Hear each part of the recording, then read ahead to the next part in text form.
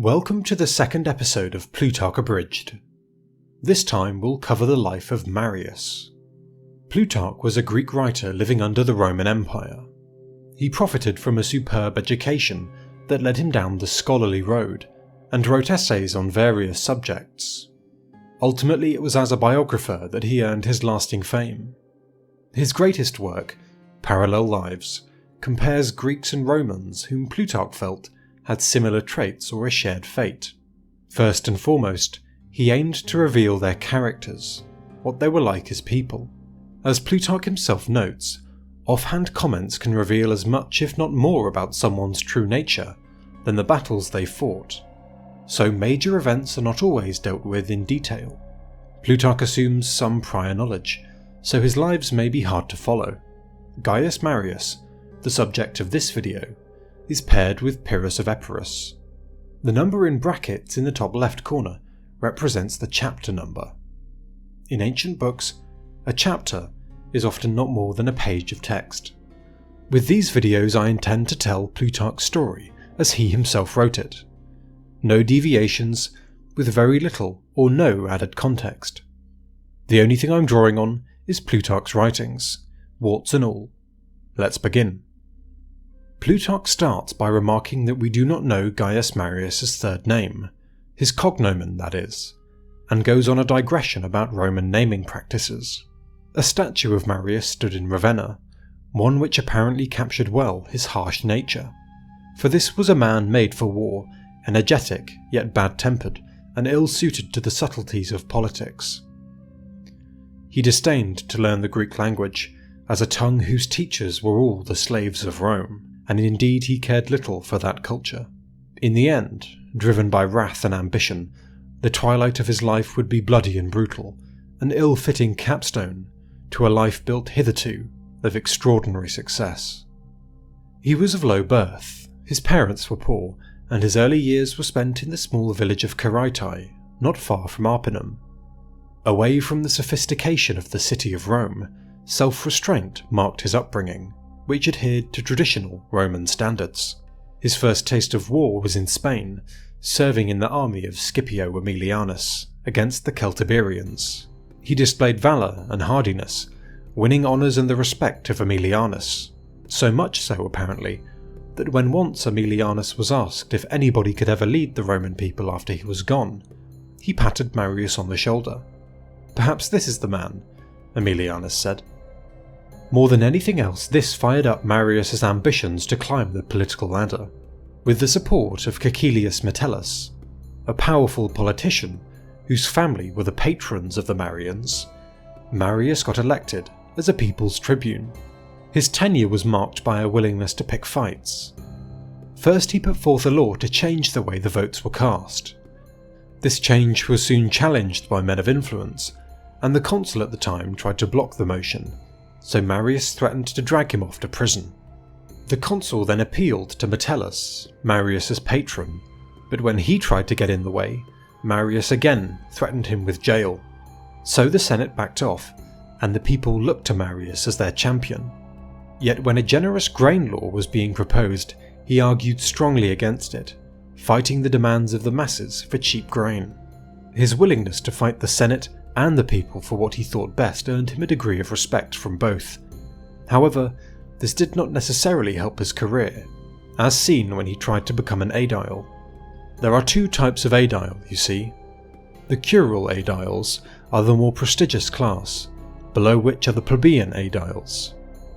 Marius first said that he was running to be a curule aedile, but when on the day of the vote it became clear he was not going to win, he quickly switched up and put his name forward for the plebeian aedile, only to lose that election too.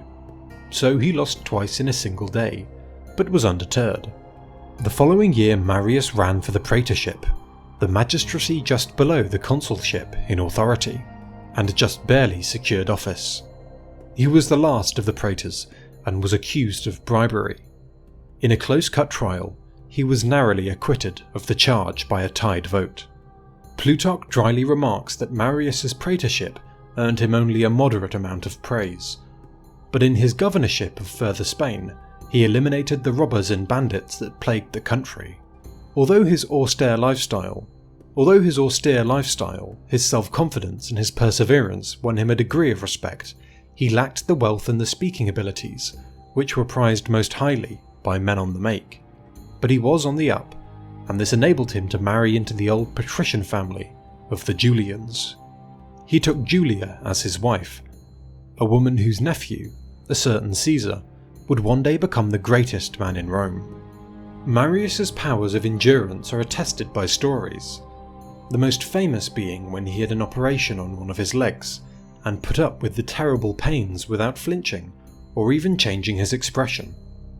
Although when the doctor went to work on the other leg, Marius told him that the cure was not worth the suffering and called a halt there. Next he went to Africa, serving as a legate for a certain Metellus, not to be confused with Marius's patron. There were lots of men running around called Metellus at this time. We'll call this one Metellus Numidicus to distinguish him. He was waging a war against King Jugurtha of Numidia. In some ways, Marius was a good legate, in others, not so much. He was brave and energetic in fulfilling his duties, but not because of a desire to help his commander, but rather of a desire to show off. He thought of his invitation to Africa as coming from fortune itself, rather than Metellus Numidicus, and so his first aim was to enhance his own reputation by dint of great deeds. Marius certainly proved his worth. He was a shrewd strategist, always active and never shirking his duties, and he won the hearts of his men by living and suffering as they did, eating their plain bread and sleeping on their rough beds, and lending a hand to dig a ditch. As Plutarch observes, everyone finds his own discomfort eased when someone else voluntarily shares it.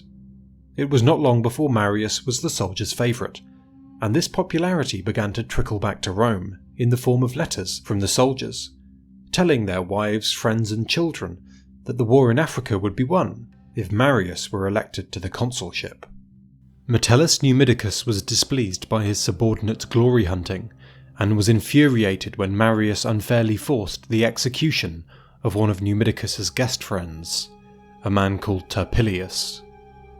This man had lost an important city due to his easy-going governance, and Marius argued forcefully that he had committed treason.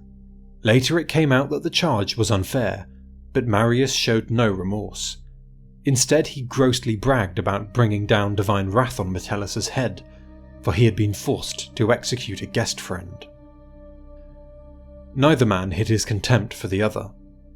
Marius continuously demanded to be allowed to go to Rome and stand for the consulship, and Numidicus only dismissed him with 12 days to go, so Marius rushed off to Rome.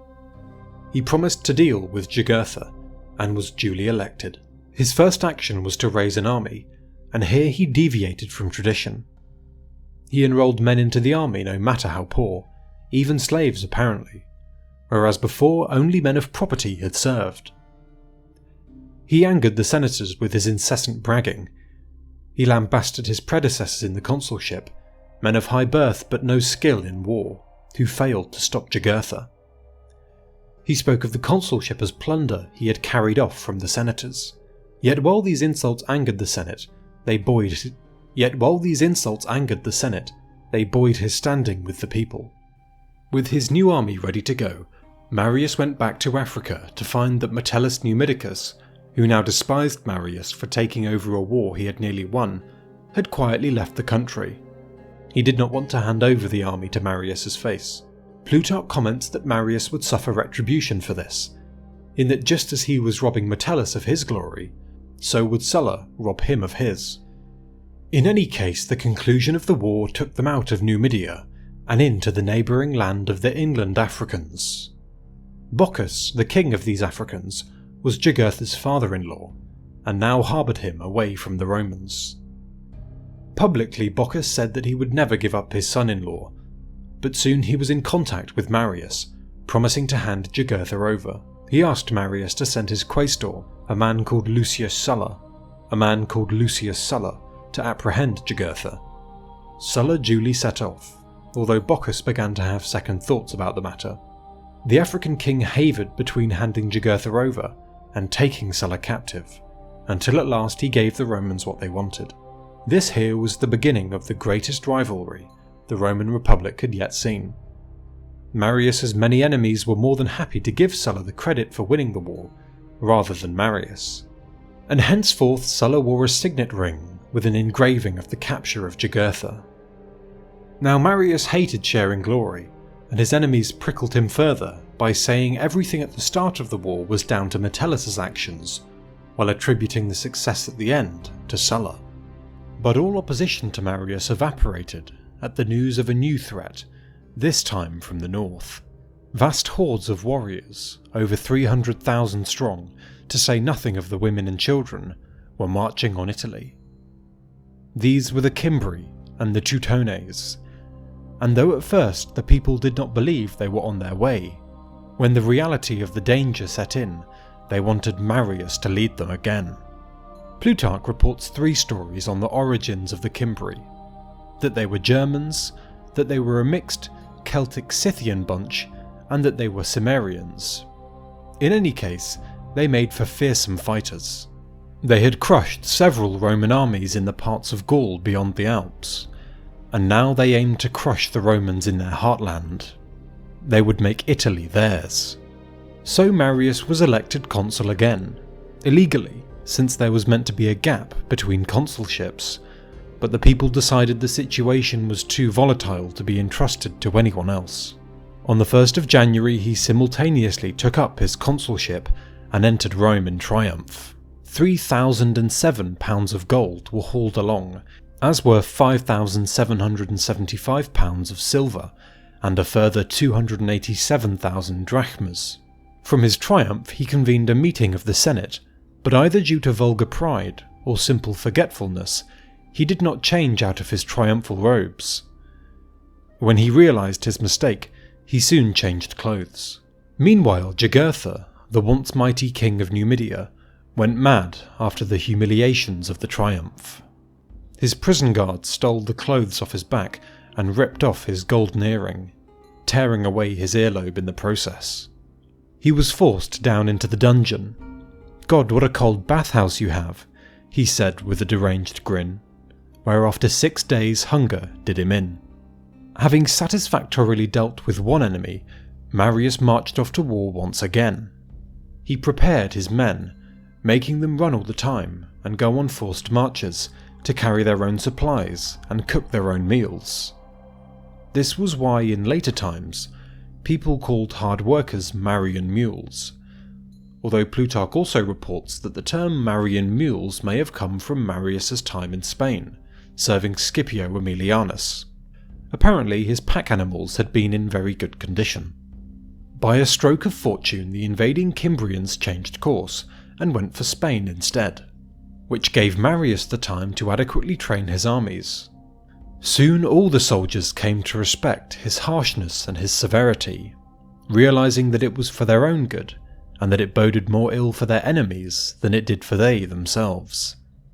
They particularly respected his even-handedness when it came to punishing subordinates and soldiers, as the case of his nephew, Gaius Lucius, shows.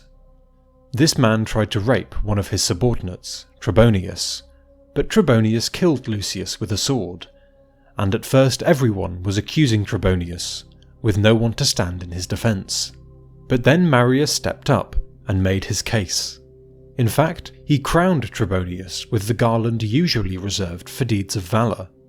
This, he said, was a noble deed at a time when noble deeds were needed. Marius's second consulship neared its end, but he was elected to a third, for the invaders were expected to arrive the next summer. Yet they did not arrive, so Marius went through the business of securing a fourth consulship. He relied on the support of Saturninus, an influential tribune of the plebs, and was again elected. His colleague this time was Lutatius Catulus. Upon hearing of the enemy's approach, Marius marched beyond the Alps and built a fortified encampment on the Rhone River. Here he stocked a great many supplies, while he also improved the transport of supplies by sea. The mouth of the Rhone was difficult for ships to pass, owing to layers of silt which had built up. So Marius made his men dig a canal and divert the mouth of the river to an easier spot. This canal still existed in Plutarch's time, and it still carried Marius's name. The invaders split their forces in two, with the Cimbri going east through Noricum to fight Catullus, and the Teutones and Ambrones marching south to face Marius. The Cimbri encountered delays, whereas the others did not, so Marius's army soon caught sight of them. Their numbers were vast, and they were terrible to look upon. They soon challenged the Romans to battle. But Marius ignored these challenges and kept his own men in check as well, going so far as to call any man who got carried away by battle fervour a traitor to his country. Instead he waited, and he let the mystique of the invaders slowly wash away, by making his soldiers watch them from the walls, but never attacking. Gradually the Romans became familiar with the Germans' strange ways, and their fear diminished. But their anger at being kept inside while the Germans plundered the countryside was palpable. Soon their frustrated mutterings reached Marius himself, who was delighted, but told them that he was waiting to fight at a time and a place of his choosing. Prophecies guided his thinking, for he went everywhere with a Syrian priestess called Martha, who had been recommended to him by his wife. This Martha would travel around in a litter, and wore robes so fancy that people wondered how much Marius actually believed in her prophecies, and how much he was just doing this for show. Many portents took place during the war. 2 ravens would follow the Roman army around on campaign, and the Romans could tell that they were the same ones, for they had captured them and put bronze collars on them. If the ravens appeared as they were setting off somewhere, they would take heart and begin in high spirits. A priest of the Great Mother arrived from Asia, foretelling that the Romans would win the war. He told the Senate as much, but when he went to tell the people, a man called Aulus Pompeius forced him away. But when Aulus died of a fever just a few days later, people believed the priest all the more, and talk of his death was on everyone's lips. The Teutones and Ambrones attacked Marius's camp, but were driven off, and so they decided to march on past to Italy. The Teutones and Ambrones attacked Marius's camp, but were driven off, and so they decided to march on past to Italy. Supposedly it took them 6 days to march past the camp. Such was the size of their host. Once they were past, Marius broke camp and shadowed them all the way to a place called Aquae Sextiae, just before the Alps. Here he would give battle. He built his camp in a strong position, but one which lacked water, and some suspected he did this to give his troops an extra reason to fight the enemy. The soldiers, of course, complained. Marius told them they could get water down by the enemy's camp, except they would have to pay for it with blood. "Why then don't you lead us against them straight away, while our blood is still moist?" they asked. All Marius said in return was, "We must first fortify the camp." While the soldiers were carrying out their general's orders, the slaves in the army went down to the river to get some water, and here they encountered some Ambrones relaxing. A skirmish soon broke out, soon drawing in the full weight of the Ambrones, and Marius had no choice but to commit his forces to battle. The first division of Marius's army to engage, that of the Ligurians, killed many Ambrones as they crossed the river, and soon the enemies were being crushed and killed, dyeing the river red. After killing the Ambrones who had gotten to their side, the Romans crossed the river and slaughtered those there before they could regroup. As the Ambrones fled back to their camp, their womenfolk apparently seized weapons, killing the fleeing warriors and also savagely attacking the approaching Romans. In the end, darkness broke off this battle. Despite the damage they had dealt the enemy, the Romans did not have a good night. For starters, they hadn't built their fortifications yet, and all night the Germans howled menacingly. Hardly the sounds of defeated men. In the event, and in spite of their terrifying chants, the Germans did not attack that night. So Marius sent one of his deputies with a detachment of 3,000 legionaries to hide on some wooded hilltops and attack the enemy in the rear once battle was joined. Meanwhile, the rest of his army rested through the night. The following day, Marius drew up the rest of his army on high advantageous ground, then dispatching a cavalry force to bait the Germans into attacking his army where it best suited him. The barbarians took the bait, charging up the hill. Marius gave orders for his men to stand fast, and was the equal of anyone in terms of physical prowess, while in terms of courage he left his soldiers far behind. Now the Romans halted and drove back the Germans, forcing them down the hill. Yet before the invaders could regroup, the secret squad of 3,000 legionaries emerged and sowed chaos in the Germans' rear. Soon the invaders broke and fled, the Romans capturing or killing over 100,000 of them and taking their plunder. So many were slain that the fields grew fertile and productive thanks to all the bodies acting as fertilizer. Marius picked out the best and most fabulous of their foes' arms to keep for his triumph, while the rest was piled atop a pyre as an offering to the gods. The mood was festive. The general wore his purple-bordered toga amidst his garlanded soldiers. But just as he went to light the pyre, some cavalry rode in, clearly bearing important news. Silence overtook the camp, as everyone waited to hear what they had to say. It was good news. Marius had just been elected to his 5th consulship, so the celebrations broke out with heightened joy. But soon they were sobered up by the news of the Cimbri's invasion of Italy itself. For although Marius had stopped the Teutones and Ambrones, his consular colleague Catulus was not able to prevent the Cimbri getting through the passes. The Germans displayed great physical toughness, enduring icy weather without winter gear, and sledding down snowy mountainsides on their shields.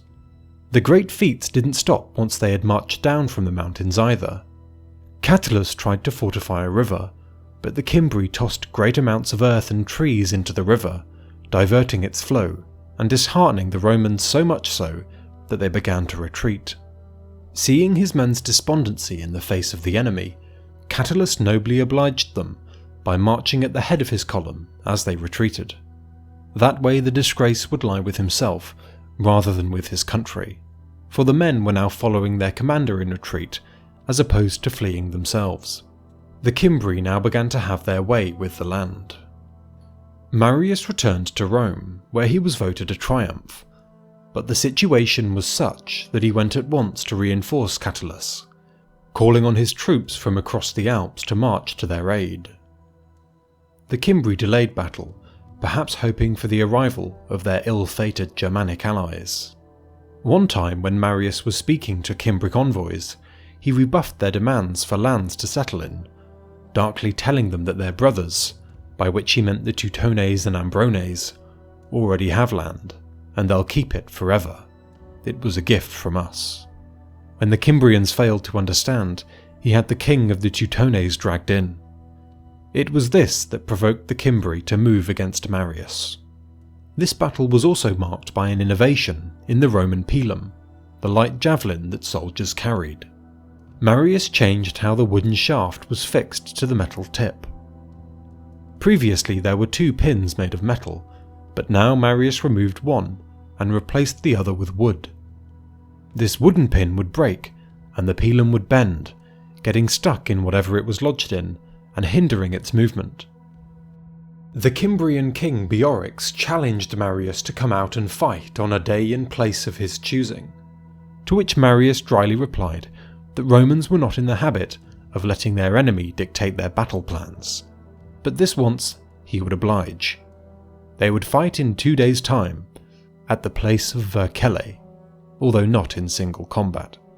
On the day of the battle, the Romans drew up their 52,300 men.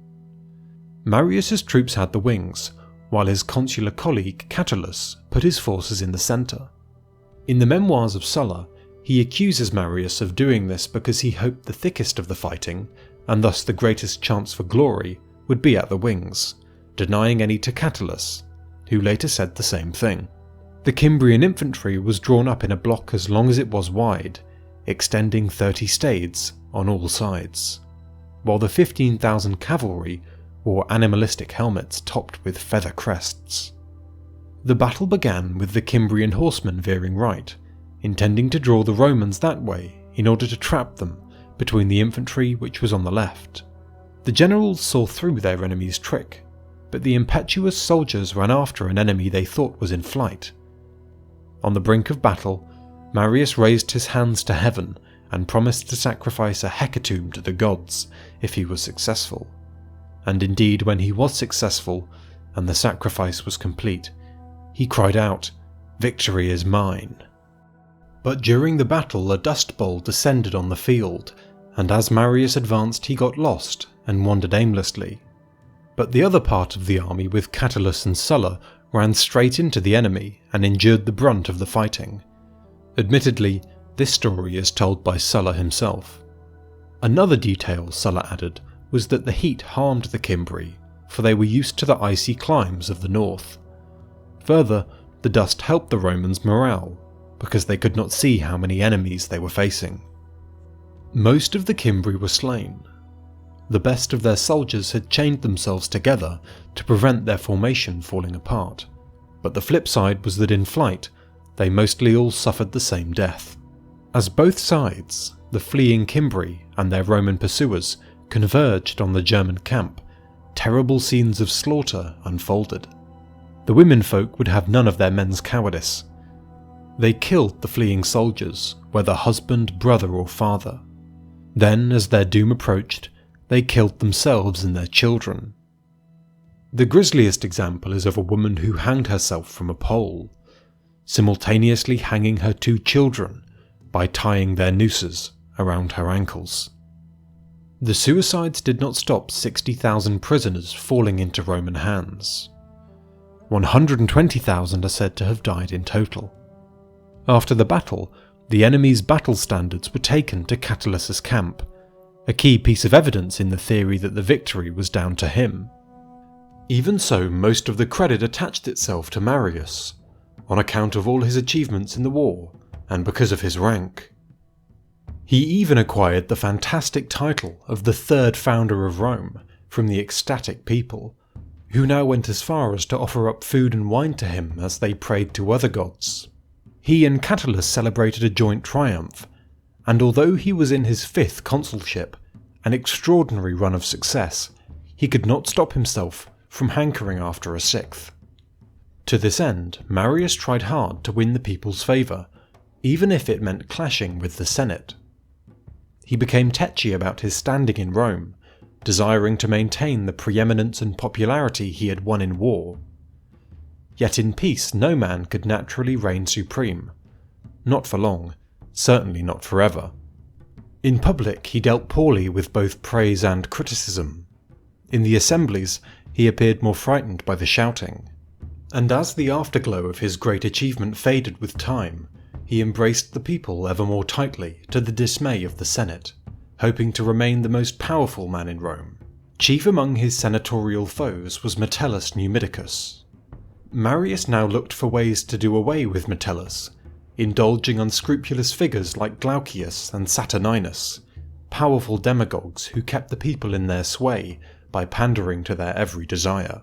With their aid and the support of his own veterans, he passed the legislation he wanted, and then he won his 6th consulship, apparently through bribery.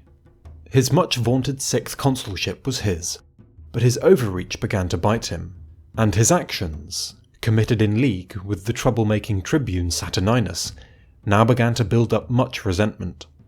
One time Saturninus began to advocate for new agrarian legislation, favourable to the people, provocatively proposing that the Senate had to submit itself to the will of the people. Now Marius publicly said that the Senate should never be browbeaten into accepting anything. But here was a man who regarded lying as a skill and a mark of virtue, and whose words served only to ensnare his enemy Metellus. He hoped to bait him into open opposition, and then to use that opposition to condemn him in the people's eyes. With Marius's assumed opposition to the bill, Metellus spoke out against it, but when the day came Marius switched up and agreed to swear the oath to abide by the people's decisions. Naturally the people were delighted, and the senators were disgusted. His two-faced treachery condemned him in their eyes. But when set against Marius and Saturninus and the people, the senators squirmed and fell in line. All swore the oath, all except Metellus. His friends begged him to give in, to avoid the punishment Saturninus was brandishing, but he refused, telling them that doing good things was only a mark of virtue when risk was involved. So Metellus Numidicus stuck to his guns, was banished, and declared an enemy. The alliance with Saturninus came at a cost, with Marius now forced to stand by as his ally pushed illegality to new highs. Even now he was torn between the masses in the Senate, and he continued to show different faces to both. In an amusing scene, Marius hosted both some senators and Saturninus at his house on the same night, at the same time, without each other's knowledge. And how did he get away with this? He feigned constant attacks of diarrhea, excusing himself and running back and forth between the dining rooms, all the while stirring up hostility between the two sides. Eventually Marius came home to the Senate when the displeasure with Saturninus grew too great. Supported by armed men, he besieged the rabble-rousers on the Capitol.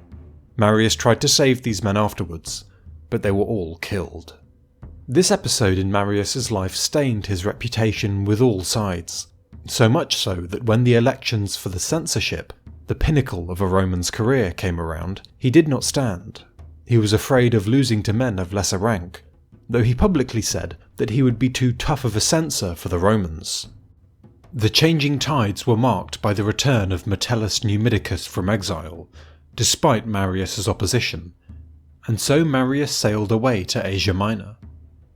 His stated purpose was to make sacrifices to the Mother of the Gods, but deep down he hoped to stir up war in the East. War suited him far better than politics ever did, and he could feel his prestige slipping away with every political blunder. Foremost in his mind was King Mithridates, the ruler of the rich coastal kingdom of Pontus.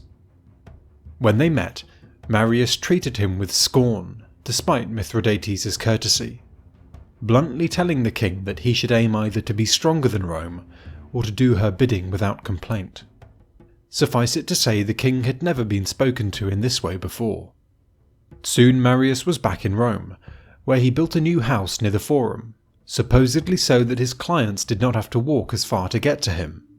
In truth, though, he just lacked the political nous to cultivate clients in the way other men did, and so his standing wilted further, no matter how easily accessible his house was. To an extent Marius could handle not being the first, but the sight of Sulla's star rising above his own really began to get to him, especially since much of Sulla's support derived from Marius's enemies. When King Bocchus was visiting Rome, he set up an image of the capture of Jugurtha by Sulla, and this made Marius so furious that he planned to demolish it himself. Sulla was furious as well. Only the outbreak of the social war put their rivalry on ice. For the Italian allies of Rome had risen up, and brutal years of conflict were to follow. This conflict catapulted Sulla to the highest rank of the Roman aristocracy, while Marius's standing continued to wane. During this war, the latter, who was now in his 60s, seemed slower and less capable. Still, an old dog is not without tricks. Marius won an important battle decisively, killing 6,000 of the enemy, and showing his distinctive dauntlessness. One time an Italian commander heckled him. "If you are a great commander, Marius," he called out, "come out and fight me." To this Marius said, "If you are a great commander, make me." After the social war was over, attention turned to the Mithridatic War in the East. Many people canvassed for the command, which was sure to bring wealth and glory, and Marius was backed by a tribune of the plebs, another demagogue like Saturninus, called Sulpicius. But the people were split between choosing him or Sulla. Some mocked his old age, yet Marius shrugged off their criticisms by working out on the field of Mars. He was still a skilled warrior and a fine horseman, even if he was somewhat fat. Some approved, but the nobles did not. They did not look kindly on his greed and ambition, his inability to accept that his good fortune might have a limit. He was like a man still with everything to prove, and his excuse was that he wanted to lead the army in order to train his son, which was obviously a lie. Now things began to come to a head. Using the thuggish Sulpicius as his tool, Marius brought upheaval to the streets of Rome.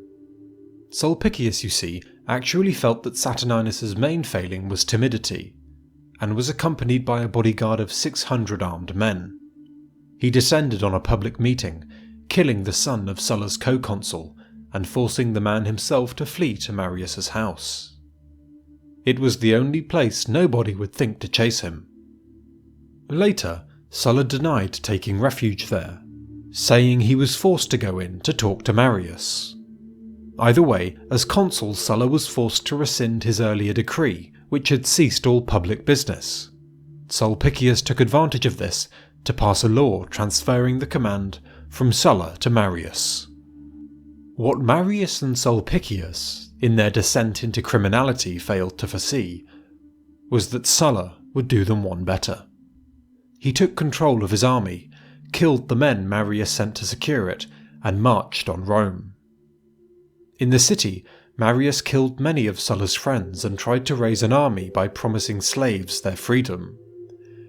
In the event, only 3 took the offer. Unable to mount any resistance, Marius was driven into exile. With the civil war against the Italians barely a few years old, new civil wars were beginning. For now Sulla reigned supreme, and Marius fled for his life. His friends scattered in all directions, while he first made for his countryside villa. Marius's son, meanwhile, was sent to get supplies, but Marius had no time to wait, and fled with just his stepson, Granius, taking to the sea.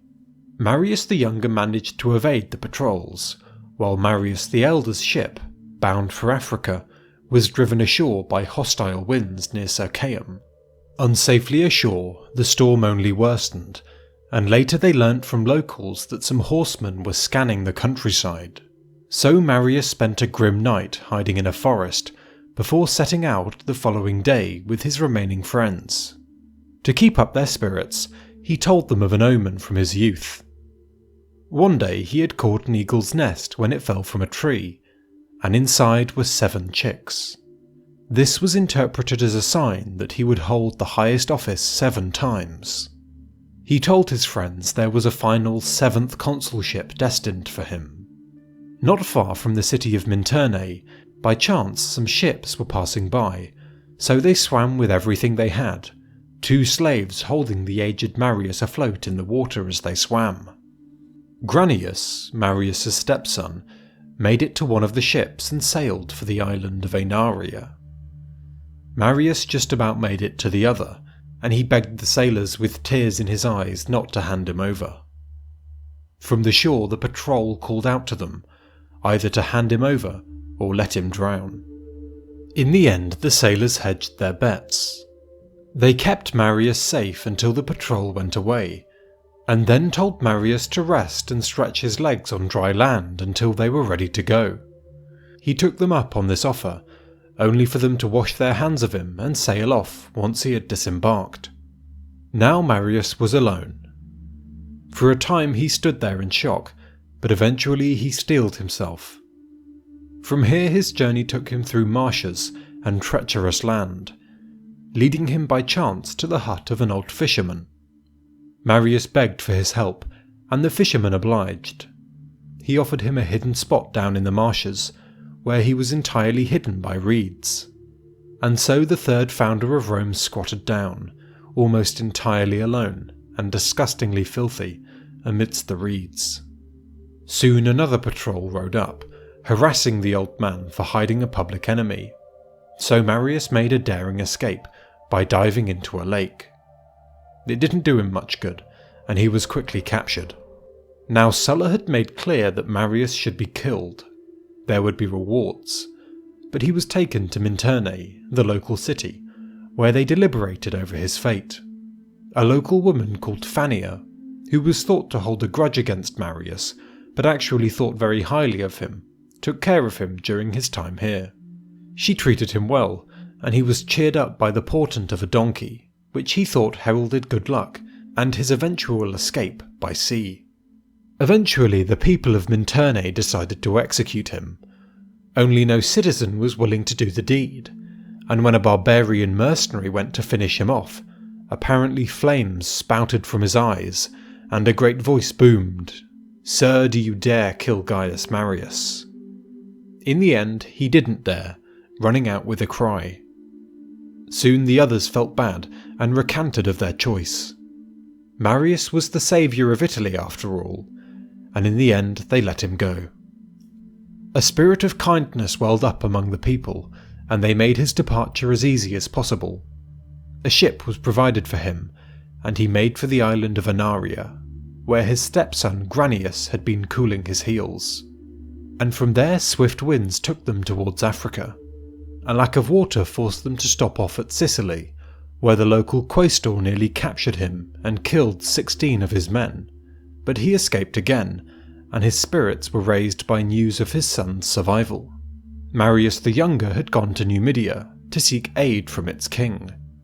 He made the last stretch to Carthage in high spirits, but upon his arrival the praetor in charge forbade him from stepping foot in Africa on pain of death. At first Marius was silent, too upset to reply, and only after being prompted did he say, "All right, tell him you have seen Gaius Marius in exile from Rome, sitting among the ruins of Carthage." Young Marius had only slightly better luck in Numidia. The king treated him kindly, but offered no help, nor did he let him leave. Only after young Marius, who was a good-looking guy, fell in with one of the king's concubines, was he able to escape with her help. Father and son were at last reunited, yet as they walked along the seashore together, they saw scorpions fighting, something Marius took for a bad omen. Indeed, they only barely escaped the horsemen the Numidian king had sent after young Marius. It was the narrowest escape of his career. But escape they did, sailing to the island of Cercina. Elsewhere war abounded.